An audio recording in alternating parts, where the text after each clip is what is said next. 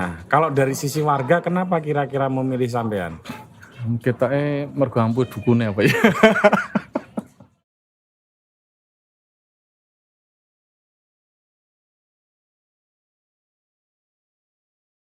Di sini saya akan menjelaskan mengenai sosok dari kepala desa tersebut, yaitu Wahyudi Anggoro Hadi. Nah, Wahyudi ini merupakan kepala desa dari Desa Punggung Harjo, Kabupaten Bantul. Beliau merupakan lulusan dari Universitas Gadjah Mada jurusan farmasi dan berhasil lulus pada 22 semester atau setara dengan 7 tahun.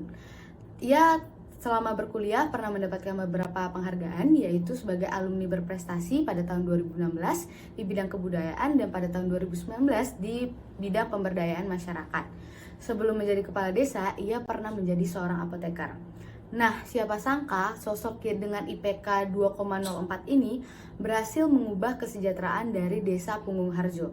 Karena di bawah kepemimpinannya, desa ini menjadi desa yang bersih, transparan, mandiri, sejahtera, dan juga peduli terhadap lingkungan. Nah, awalnya ia mulai mencalonkan diri pada tahun 2012 secara independen tanpa bantuan dari partai politik manapun. Ia menjabat selama 2 periode, yaitu pada tahun 2012 sampai 2018 dan juga periode 2018 sampai 2024.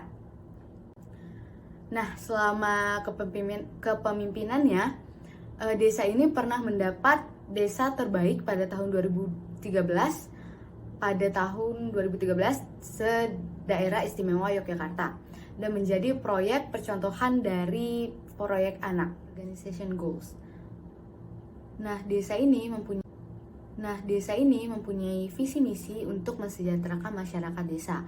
Pak Wahyudi sendiri memiliki visi mewujudkan pemerintahan desa yang bersih, transparan, dan bertanggung jawab dalam rangka untuk mewujudkan kesejahteraan Desa Bangun Harjo yang demokratis, mandiri, sejahtera, serta kesadaran lingkungan. Ini akan terwujud jika pemerintahannya mempunyai tata kelola yang baik, sehingga selama periode pertama untuk 3-4 tahun ke depan, maka Pak Wahyudi berfokus pada hal ini. Nah, contohnya adalah dengan cara rekayasa sosial dengan membangun kesadaran kolektif di lingkungan sekitar. Beliau juga ingin untuk membuat gagasan yang menjadi mimpi masyarakat dengan cara memperbaiki hal-hal yang dianggap masih kurang dalam desa tersebut. Misalnya memperbaiki pendidikan anak, mempermudah dalam mengurus jaminan lansia, dan membangun kemandirian desa dalam hal ekonomi. Nah, tujuan organisasi yang selanjutnya adalah mewujudkan cita-cita desa untuk mandiri, sejahtera, dan demokratis yang merupakan visi dari Pak Wahyudi sendiri tadi. Nah, kesejahteraan ini harus bisa diukur pada akhir kepemimpinannya pada tahun 2024. Pak Wahyudi berharap 100% warga desa sejahtera dengan mempunyai tabungan dan juga jaminan hari tua, jaminan kesehatan, dan indeks kebahagiaannya meningkat pesat. Dalam strategi kemenangannya, beliau berkata bahwa untuk perlawanan politik uang, yang dimana upaya yang dikeluarkan harus setara dengan uang yang dikeluarkan lawan, dan juga harus dikuantifikasi dan setara. Selain itu juga, beliau sebagai kepala desa meletakkan dasar reformasi birokrasi dipandu dengan visi yang dalam rangka mewujudkan masyarakat desa yang demokratis, mandiri, sejahtera, dan kesadaran lingkungan. Pak Wahyudi juga ingin membangun culture yang baru pada birokrasinya, yaitu penggajian berbasis kinerja, yang dimana sistem tersebut bertujuan untuk masyarakat yang melakukan pekerjaan yang baik akan menghasilkan gaji yang baik. Dan juga beliau ingin memperluas dimensi layanan publik, di mana tidak hanya layanan publik administratif, tapi harus ada jasa publik juga. Nah, di sini tentunya Desa Panggung Rejo dengan berlurahkan Pak Wahyudi ini ada program kerja yang namanya BUMDes, di mana BUMDes ini itu punya 3 perspektif. Yang pertama ada perspektif ekonomi, lalu yang kedua ada perspektif sosial, yang ketiga ada perspektif pendidikan. Nah, ini akan kita bahas selanjutnya.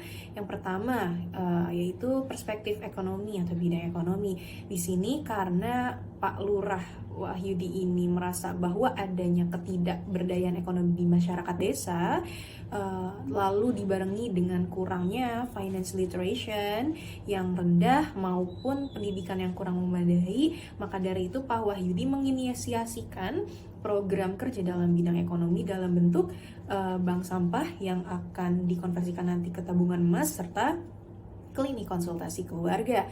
Nah, untuk tabungan emas dari bank sampah ini sendiri sudah dikomunikasikan atau ditindaklanjuti kembali dengan pegadaian setempat agar bisa dimanajemenkan dengan baik. Lalu untuk konsultasi keluarga ini, program kerja tersebut ada beberapa hal penting dari konsultasi tersebut. Di antaranya ada satu, mitra keluarga, yang kedua ada aspek lingkungan, yang kedua kesehatan keluarga, yang keempat ada ekonomi keluarga, dan yang terakhir pendidikan keluarga.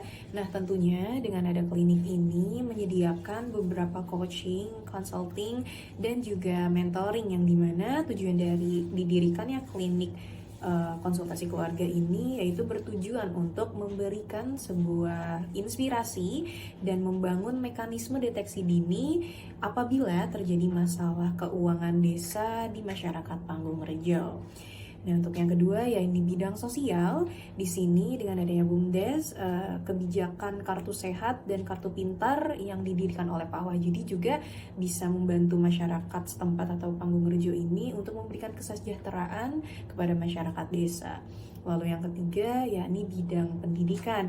Nah, dengan adanya bidang pendidikan yang didirikan oleh program kerja BUMDes, ada program yang namanya Satu Rumah Satu Sarjana. Lalu ada beasiswa pendidikan tunai, dan yang terakhir dengan bidang pendidikan di BUMDes ini, Desa Panggung-Rejo sudah bekerja sama dengan beberapa PTN dan PTS di sekitar Jogja, kurang lebih seperti itu.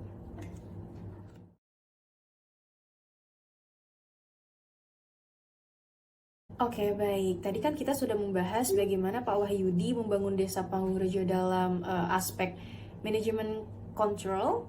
Lalu selanjutnya di sini kita membahas organization structure dari Desa Panggung-Rejo. Nah, tentunya Desa Panggung-Rejo ini menerapkan struktur berupa unit bisnis di mana Desa Panggung-Rejo atau Bapak Wahyudi selaku lurah di desa tersebut menerapkan fungsi tersendiri untuk setiap lini produk maupun output yang dihasilkan.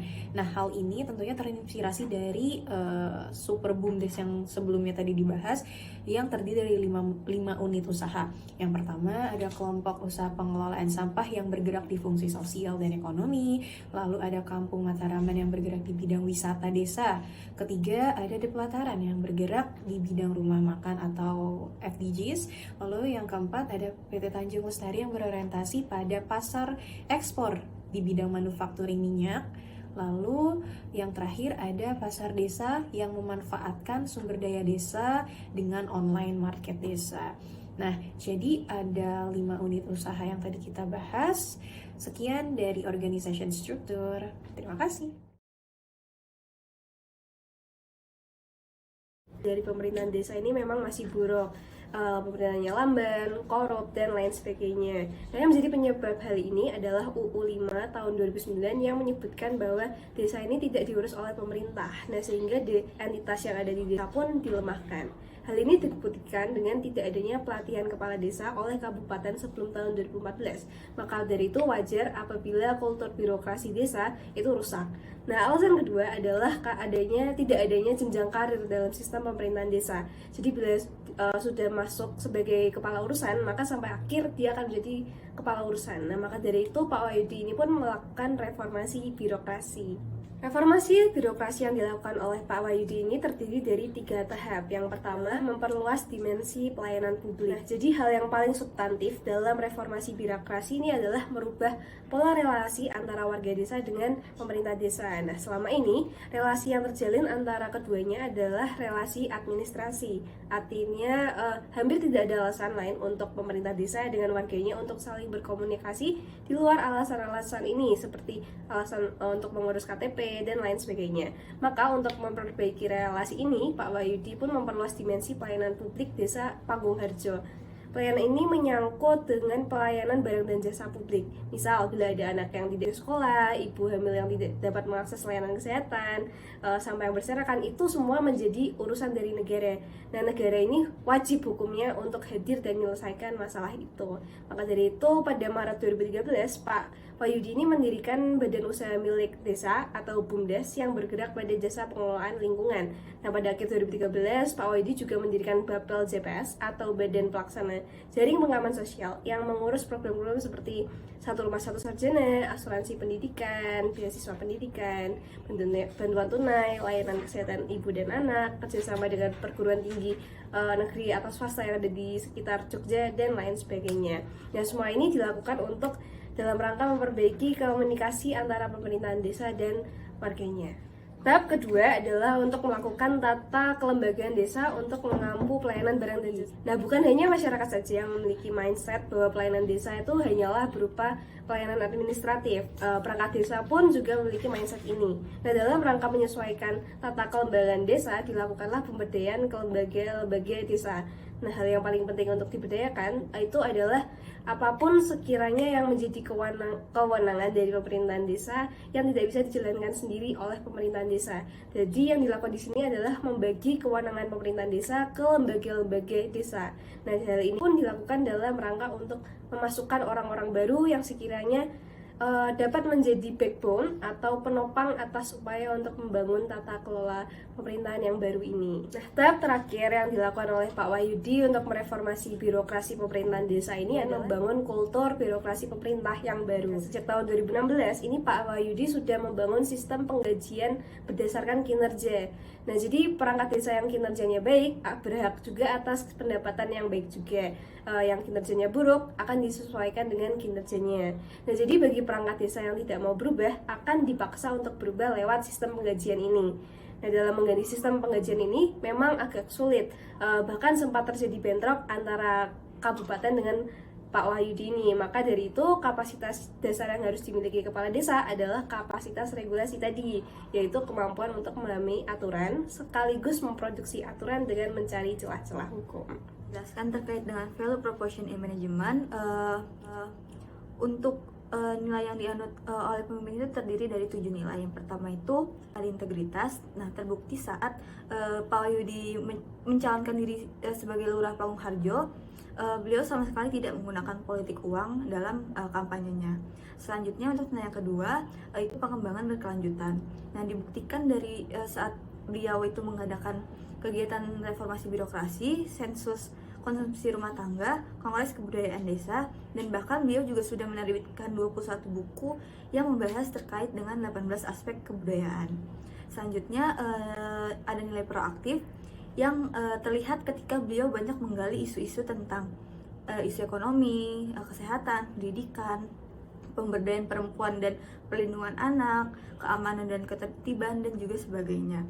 Dan tentunya beliau juga memberikan solusi terkait dengan isu-isu yang sudah saya sebutkan tadi. Nilai yang selanjutnya itu adalah kerjasama tim. Nah, beliau ini memberdayakan lembaga-lembaga desa, dan tujuan dari pemberdayaan lembaga-lembaga desa tadi itu adalah dalam rangka membagi habis kewenangan pemerintahan desa. Nah, yang selanjutnya itu ada religius. Terbukti saat kampanye beliau hanya menyerahkan semua keputusan kepada pemilik takdir. Nilai yang selanjutnya itu ada romantisme, dan nilai yang terakhir ada akuntabilitas. Nah, untuk nilai-nilai ini itu, nilai yang dianut oleh pemimpin itu adalah nilai yang bersumber dari pranata sosial, khususnya agama dan kebudayaan. Nilai tersebut digunakan sebagai dasar untuk membangun relasi. Nah, menurut Pak Wahyudi ini, menurut beliau sendiri itu, puncak dari relasi sosial itu adalah kekeluargaan, puncak dari relasi ekonomi itu adalah kerjasama, dan puncak dari relasi politik itu adalah musyawarah. Di mana ketiga hal tersebut merupakan makna operatif dari gotong royong. Selanjutnya saya akan menjelaskan terkait dengan cerita atau kisahnya Bapak Wahyudi ini. Hal yang menginspirasi bagi kelompok kami itu, yang pertama, Pak Wahyudi itu memiliki pola pikir yang inovatif. Nah, dalam melakukan pekerjaannya, beliau ini selalu tampil all out, mengeluarkan semua atau mengerahkan segala kemampuannya yang ia punya demi mensejahterakan masyarakat desa. Yang kedua itu ada menjunjung tinggi fakta atau riset. Agar kebudayaan dianggap rasional, beliau itu melakukan riset terkait dengan 21 aspek kebudayaan. Selanjutnya nilai yang bisa kami inspirasi selanjutnya itu ada kegigihan. Nah, Pak Wahyudi ini menginspirasi kami bahwa dalam keterbatasan yang kita punya, kita tetap akan bisa mendapatkan apa yang kita inginkan. Selanjutnya kejujuran.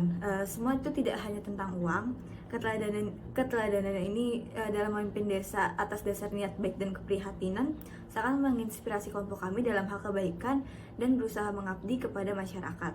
Selanjutnya itu nilai yang terakhir itu yang bisa kami inspirasi itu adalah berpikir jauh ke depan. Sekian penjelasan terkait dengan video Lurah Rasa Menteri. Terima kasih.